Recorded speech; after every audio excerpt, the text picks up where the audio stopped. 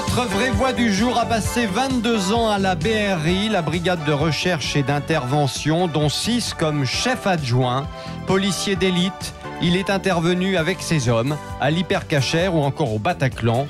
Beaucoup de courage et j'ai envie de vous dire merci pour tous ceux qui nous écoutent bien évidemment. Et un livre car il a quitté la police, il écrit, c'est un féru de politique également. Georges Salinas, bonsoir. Merci d'être avec nous dans Les Vraies Voix sur Sud Radio évidemment.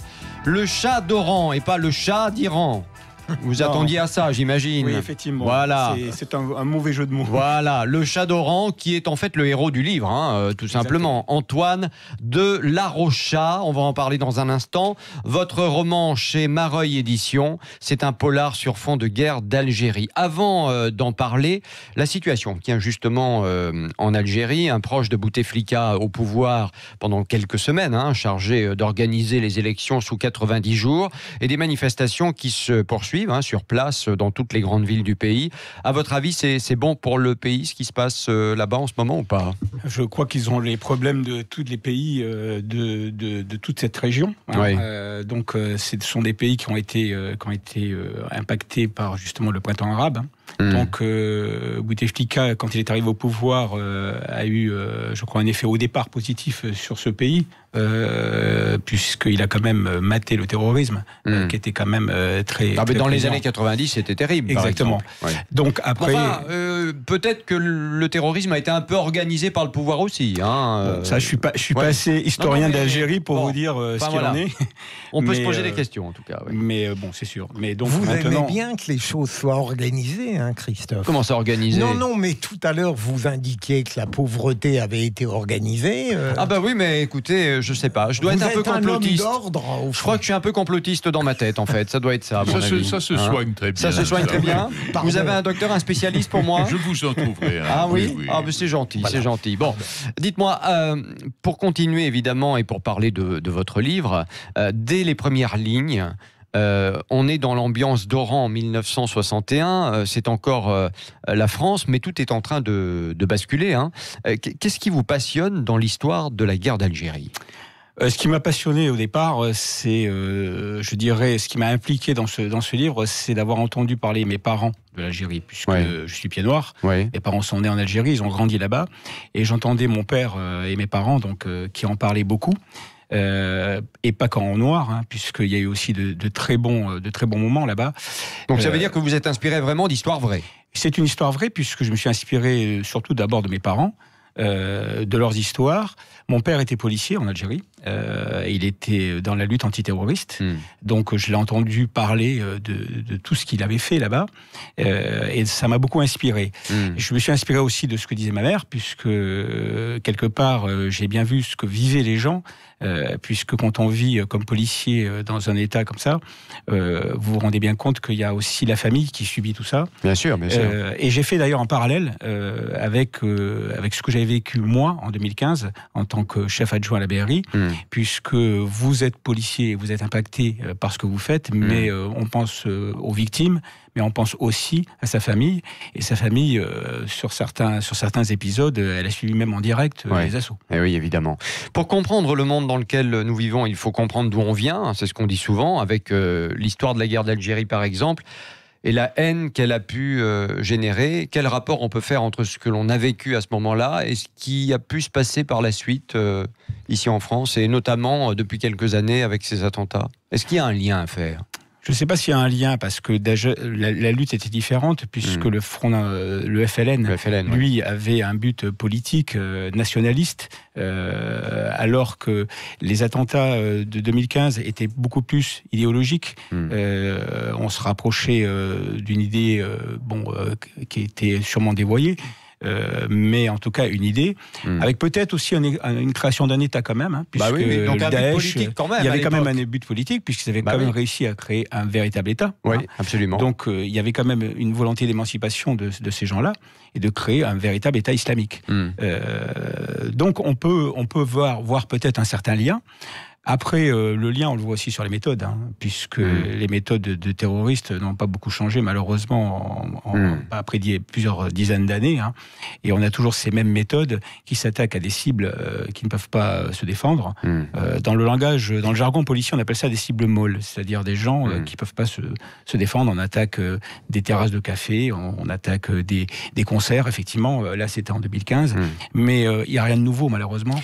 J'ai envie de vous poser une question simple pour qu'on comprenne bien. Qu'est-ce qui vous a convaincu de quitter la police? Vous qui avez vécu ces moments de 2015, justement. Alors, j'ai pas quitté la police, j'ai quitté la BRI. D'accord. La police, j'y suis toujours. J'ai eu envie de partir parce que d'abord, j'avais fait un premier bail en tant qu'officier. J'ai fait quasiment 16 ans dans cette unité d'élite où j'ai quasiment fait tous les niveaux de ce qu'on peut faire dans ce service. Et ensuite, je suis revenu en tant que chef. Et il faut reconnaître que le fait d'être dans des services comme ça, confronté constamment à l'extrême violence, puisque le service travaille aussi sur le grand banditisme. Il faut savoir que, par exemple, la semaine où on a eu le Bataclan, le lundi, on était sur une prise d'otage avec un enlèvement, et ça a fini en fusillade. Oui, c'est donc, vrai. on se retrouve constamment avec des... ça, c'était à Saint-Denis, ça? Non. C'était où, ça? C'était une semaine avant. C'était une semaine avant, ça, C'était une semaine avant, c'était le lundi, exactement. Ouais. Donc, on est confronté constamment à une violence extrême, et il faut savoir, à un moment ou à un autre, peut-être sentir qu'il faut tourner la page, en tout cas faire autre chose pour pas s'user. Évidemment. Mon cher Georges Salinas, nous allons jouer ensemble, figurez-vous, parce que dans cette émission, on joue. Vous aimez l'information, vous aimez l'actualité, vous aimez la politique. Un petit peu. Bon, eh bien ça tombe bien, on va jouer à la reine ou au roi de l'info.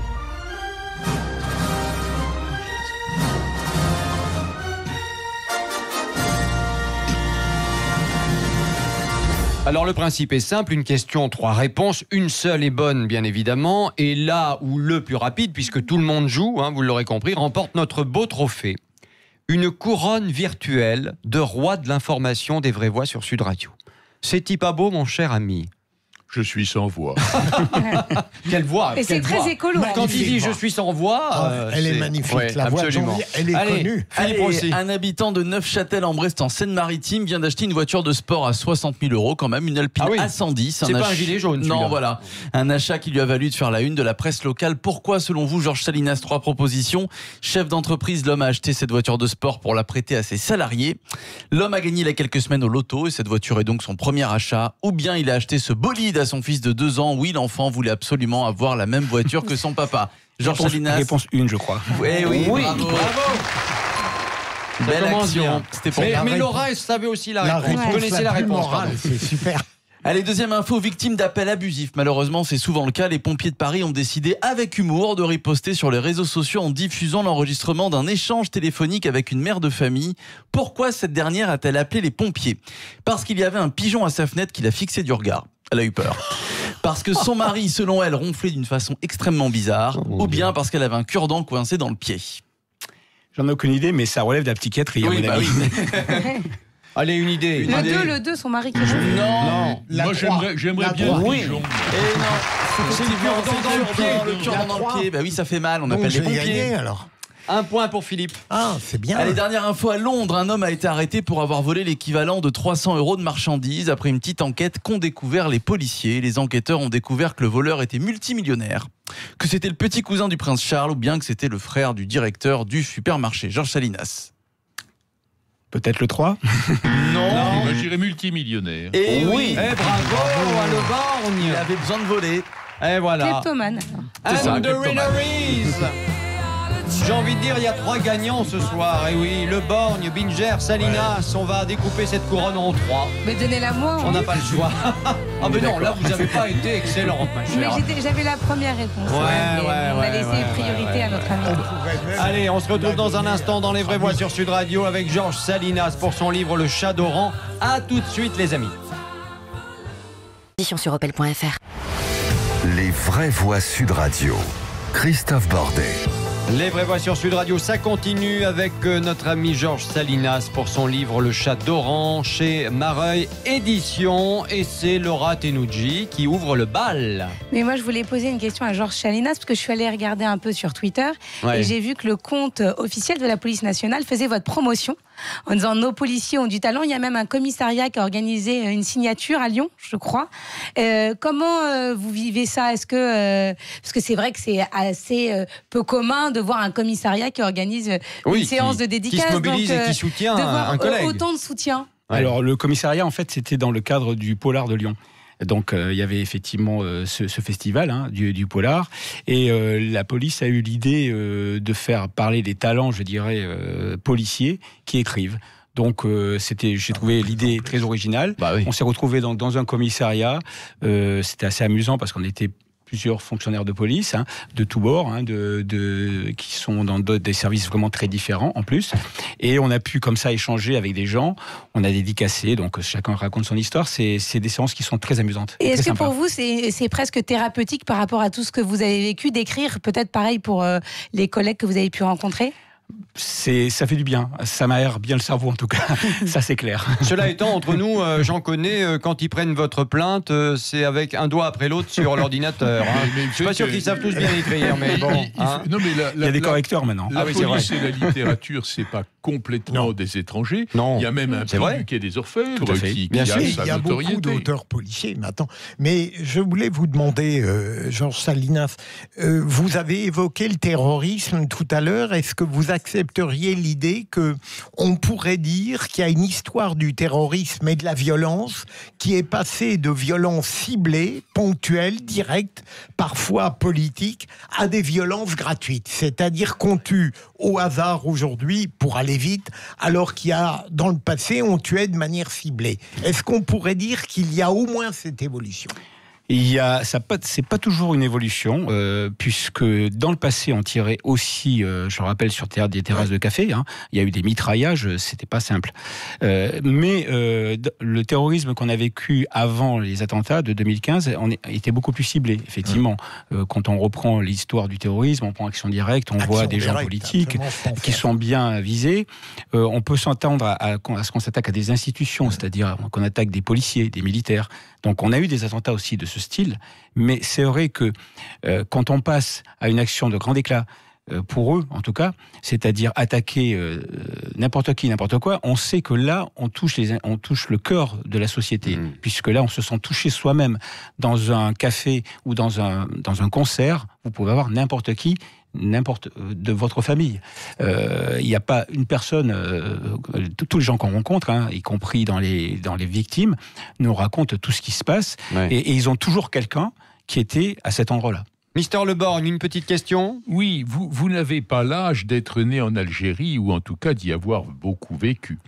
Donc, votre témoignage, à travers ce livre, comme vous nous le disiez d'ailleurs tout à l'heure, part des confidences de votre père, de votre mère, de ce qu'ils vous ont livré de leur vie en Algérie. Est-ce qu'au fond, c'est un hommage à vos parents, ce livre ? Est-ce que c'est une façon de leur rendre la parole, de les faire revivre un peu ? C'est un peu ça. Il est clair que mes parents avaient la nostalgie de l'Algérie. Et quand ils en parlaient avec beaucoup de tendresse, avec beaucoup de nostalgie. Et bien sûr, on peut pas parler non plus de toutes ces violences qu'ils ont vécues. Et à travers tous les témoignages qu'ils m'ont donnés, qu'ils m'ont raconté, plus les gens après que j'ai rencontrés aussi pour l'écriture de ce livre, il est évident que c'est un hommage aussi à ces gens-là. Merci beaucoup, en tout cas, d'être venu nous voir, bien évidemment, pour votre livre, mon cher Georges Salinas. Je rappelle le titre, Le Chat d'Oran, chez Mareuil Éditions. Vous avez aimé Jean-Pierre Mariel ? Oui. Eh bien, vous allez adorer Le Borgne. Vous avez entendu cette ressemblance de voix absolument incroyable. Écoutez, franchement, moi je suis sous le charme. Moi je dis franchement, je suis sous le charme. Il faut faire une carrière au cinéma. Ouais, il faut faire une carrière au cinéma.